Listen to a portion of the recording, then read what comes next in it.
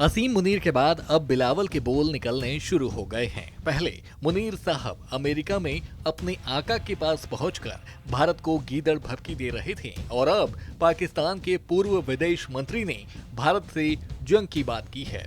जरदारी ने भारत को आंख दिखाते हुए कहा कि अगर भारत ने सिंधु जल संधि को निलंबित रखा या सिंधु नदी पर बांध बनाने की कोशिश की तो उसे युद्ध का सामना करना पड़ेगा।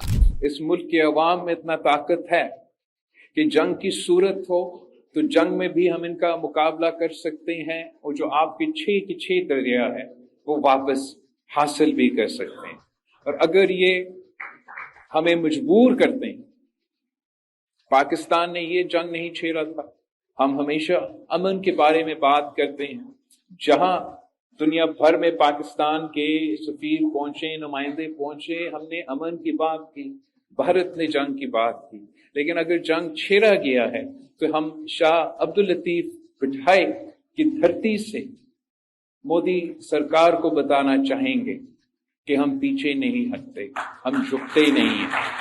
और अगर आप सिंधु की तरफ इस किस्म की हमला के बारे में सोचेंगे तो फिर पाकिस्तान के हर सूबे के अवाम आपका मुकाबला करने के लिए तैयार है और ये ऐसे जंग है जो आप जरूर हारेंगे। ये जो बयान आपने सुना बिलावल भुट्टो जरदारी का, इन्होंने अपने वक्तव्य में एक बात पर जोर देते हुए कहा कि हम पीछे नहीं हटते, हम झुकते नहीं हैं। अगर ये झुकते नहीं हैं, पीछे हटते नहीं हैं, तो भाई ऑपरेशन सिंदूर के दौरान जो आपने किया वो क्या था? जब आपने भारत सरकार के पैर पकड़े थे, जब आपने पीएम मोदी के सामने अपनी नाक रगड़ी थी और सीज फायर के लिए पहल की थी, वो क्या था? लग रहा है जरदारी साहब की याददाश्त कमजोर है, तभी तो भूल जाते हैं। और तो और पाकिस्तान यह भी भूल चुका है कि भारत ने पाकिस्तानियों को कैसा सबक सिखाया था और तब पाकिस्तान ने कैसे गड़गड़ाते हुए सीज फायर की मांग की थी।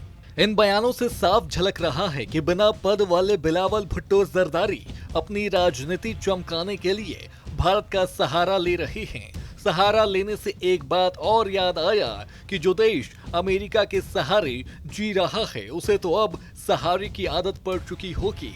ऐसे में अगर जरदारी इतिहास के पन्नों को दोबारा से पढ़ेंगे तो उन्हें 1971 की याद आ ही जाएगी कि कैसे भारत ने पाकिस्तान को मुंहतोड़ जवाब दिया था जब भारत के सामने 93,000 पाकिस्तानी सैनिकों ने हथियार डाले थे।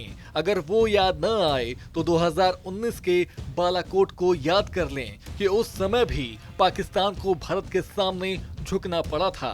देखा जाए तो पाकिस्तानी सिर्फ मोहरे के तौर पर इस्तेमाल हो रहे हैं, असली खेल तो ट्रंप साहब खेल रहे हैं, वो भी बैक गेट से। और पाकिस्तान उसी अमेरिका के भरोसे भारत से जंग की बात कर रहा है। डोनाल्ड ट्रंप के प्रभाव में वे उछल रहा है, मगर भारत अब पहले से ज्यादा ताकतवर है। पाकिस्तान की ये धमकियां उसकी बेबसी दिखाती है। भारत शांति चाहता है पर जवाब देना भी जानता है। फिलहाल आप इस मुद्दे पर क्या सोचते हैं, हमें कमेंट कर जरूर बताएं और देखते रहें सूर्या समाचार।